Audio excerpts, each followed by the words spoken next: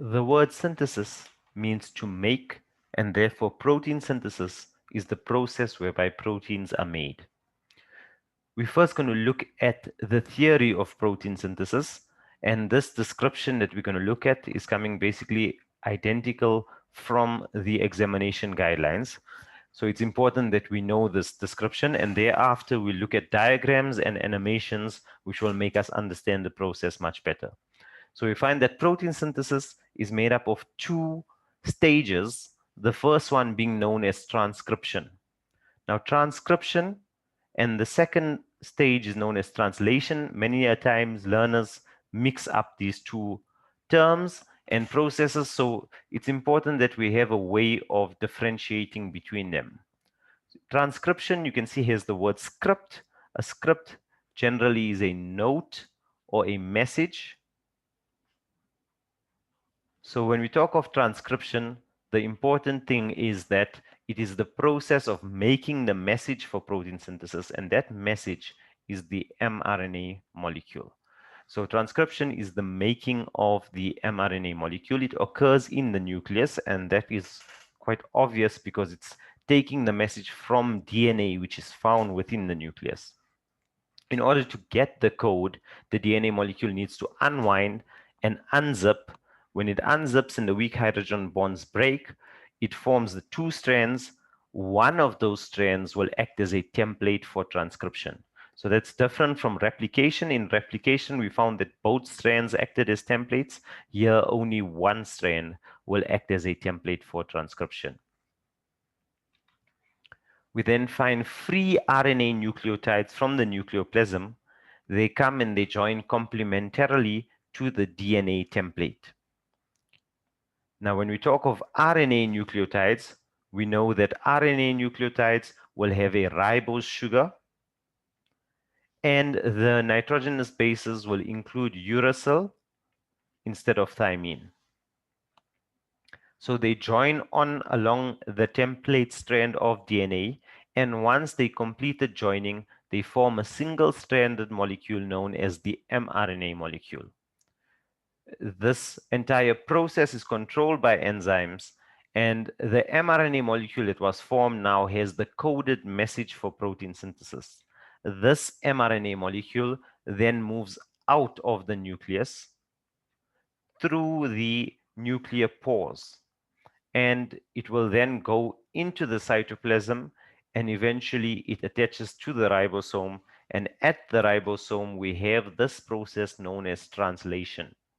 Now, translation we know from English to be when you change from one language to another.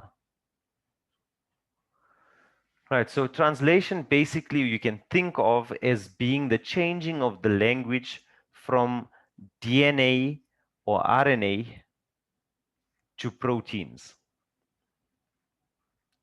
So the language of DNA or RNA we can think of as being the nucleotides, and the language of proteins are basically amino acids. So the process of translation starts off when we have our mRNA joined to the ribosome. Those bases are all there, and these bases are in triplets known as codons. So the code is in threes of nucleotides, and those are known as codons on the mRNA. We then have the tRNA or transfer RNA molecule coming, and it has a triplet base at the bottom of it, which is known as the anticodon. And the tRNA, being the transfer RNA, is transferring specific amino acids from the ribosome. Only when the anticodon of the tRNA matches complementarily to the codon of the mRNA will that specific tRNA bring the required amino acid now to the ribosome. Another tRNA will then bring another amino acid, the next one based on the code, and these amino acids then join by peptide bonds, and this process continues where many amino acids join together to eventually form a protein molecule. A protein molecule is made up of 50 or more amino acids. We now look at a diagram or an animation to show this process of protein synthesis, right? So obviously we're starting off with the process of transcription. There's a few clues that we are dealing with transcription. One is we can see a nucleus, right? You can see the nuclear membrane with the nuclear pores. Another clue is that we can see the DNA molecule, which are only found in transcription and not in translation. So the DNA molecule now unwinds and unzips so that the code of nitrogenous bases can be exposed. If we zoom in to this area to see the specific nitrogenous bases, we've got something like this here, where from the one strand of DNA, which is acting as a template, is the bottom one, the top one is not being read here. And we have a molecule that is joining on here, where this in pink, it's representing the mRNA. And the mRNA you can see is complementary to this bottom strand of DNA, T with A with U, C with G, etc. We find that all of these are complementary to the bases on the DNA. Then we have this molecule of mRNA, which is formed by the length of the gene. And this mRNA molecule then leaves the nucleus, right? So from the nucleus, the mRNA comes out, it goes into the cytoplasm, and we find that the DNA molecule then rezips and rewinds. The mRNA molecule then goes to the ribosome, and we then have the tRNA molecules, which will come bringing along with them amino acids. So in this case, this tRNA molecule is bringing an amino acid that is represented by that blue block. The entire yellow structure would be the tRNA molecule. It's made up of nucleotides all along, but there's 3 nucleotides at the base, which are known as the anticodon. Okay, so on the mRNA molecule, we have the code in triplets. These triplets are known as codons. Right, so AUG is the codon. Only the tRNA that has the anticodon, so we find that the mRNA has a codon, the tRNA has an anticodon. So that's a way to remember that codon is with mRNA, but the tRNA has an anticodon. And the anticodon is complementary to the mRNA. If you remember from previous lessons, we've said that C is complementary with G and A is complementary either with T or U, depending on if it's DNA or if it's RNA. Here, since it's tRNA, we have A with U, U complementary to A, and G complementary to C. The ribosome can accommodate 2 tRNA at a time. So the next codon of the mRNA is GGC. The complementary anticodon on the tRNA would be CCG. So we find that the tRNA with the anticodon CCG will then arrive. It's a different tRNA. It brings a different amino acid, this time represented in pink, and it will join next to the first one. The 2 amino acids then are joined by what is known as a peptide bond. We sometimes call this a dipeptide molecule, where it's 2 amino acids joined by a peptide bond. Now, the tRNA being a transfer molecule or transport molecule, it does what transports do. If you've got a transport that takes you to school, it comes to school, it drops you at school, and then the transportation will go away to fetch more passengers maybe. It doesn't stay the entire duration at the school. So in the same way, this first tRNA molecule now detaches from the ribosome and goes away back into the cytoplasm. It will fetch another blue amino acid, and if the codon AUG is repeated somewhere along the line of this mRNA or on another mRNA, then this tRNA molecule can then function again to bring that amino acid. So if we move along the mRNA now, the next codon is UUA, and complementary to that would be the anticodon AAU. So the next tRNA which comes in will be having the anticodon AAU. It will fit in to the ribosome there, and it will join its unique amino acid to the second one, also by a peptide bond. And now this molecule with 3 amino acids sometimes is known as a tripeptide. So what we have next is that this first tRNA molecule has done its job now. It will then leave again back to the cytoplasm. So you can see the process basically repeating itself. We're going to move along the mRNA. The next codon is AAG. We're going to have the tRNA coming with an anticodon UUC, and that will join in, bringing another amino acid, which will join again by a peptide bond. When we have more than 3 amino acids, we generally call that a polypeptide, poly meaning many. Right, all of them joined by peptide bonds, and we'll carry on reading the mRNA sequence until we read the entire mRNA molecule, and in the end we'll have normally 50 or more amino acids that will be formed, and the polypeptide will then end and it will fold into a type of a protein. So if you look here, we've got enzymes that split open the DNA molecule. We've got on the one strand, the bottom one being a template. In this case, we can see RNA nucleotides joining complementary, C with G, A with U, T with A. And this new strand that is forming, it's got a ribose sugar R and not a deoxyribose sugar.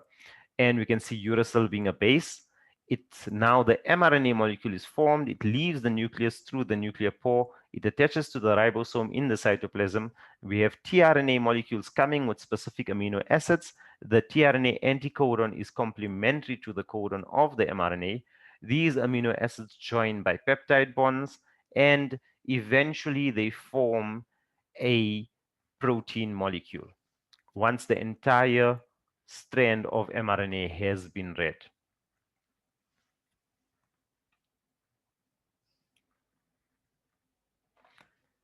So the genetic code, a gene is a small section or piece of DNA that has the code for a protein.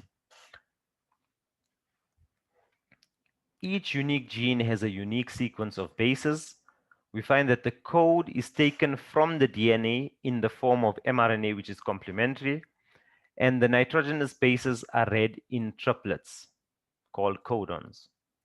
The tRNA combines its anticodon, bringing along with it to the complementary codon, bringing along with it an amino acid. And this unique sequence of bases will code for the production of unique proteins. Right, so basically what we're saying here is that if we look at the order of the process, we have our DNA,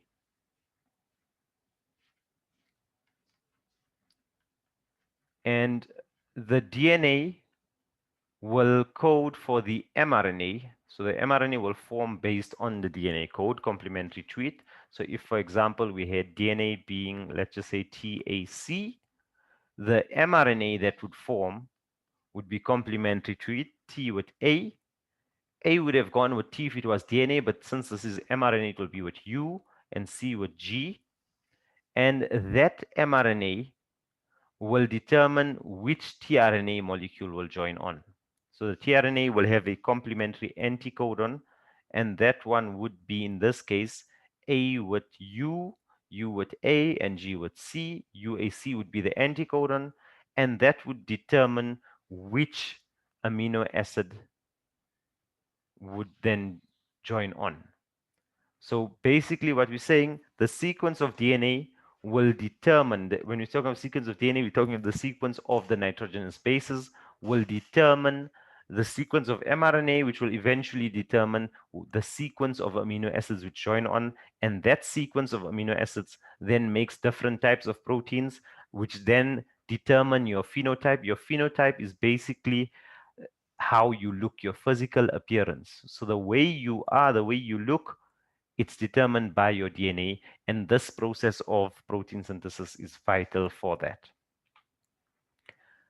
So often we get a table like this here to show the genetic code and which amino acids are going to join at a specific point. So this table here is showing you the various possibilities of mRNA. So there's 64 possibilities or combinations of nucleotides on the mRNA in triplets that you could have, right? So these are all of the possibilities.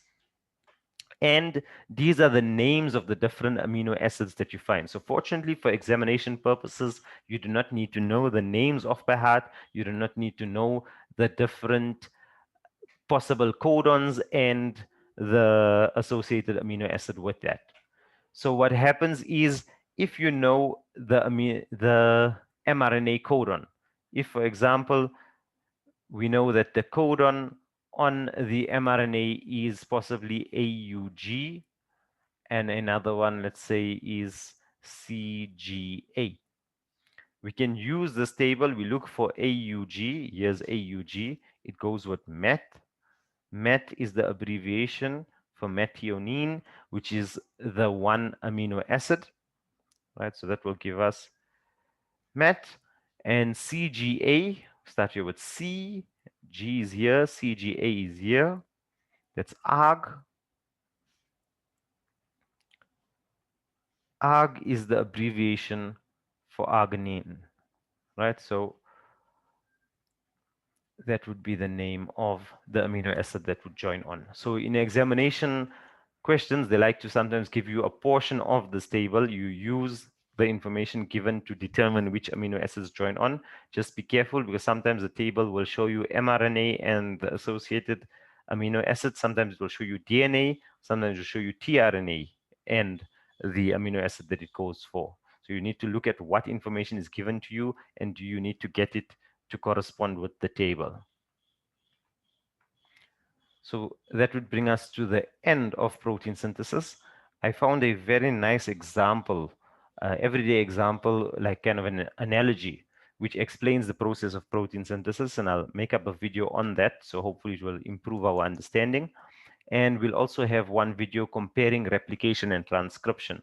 So maybe yourself, as a homework activity for yourself, try and check out, by comparing replication and transcription, can you give the similarities and differences between replication and transcription?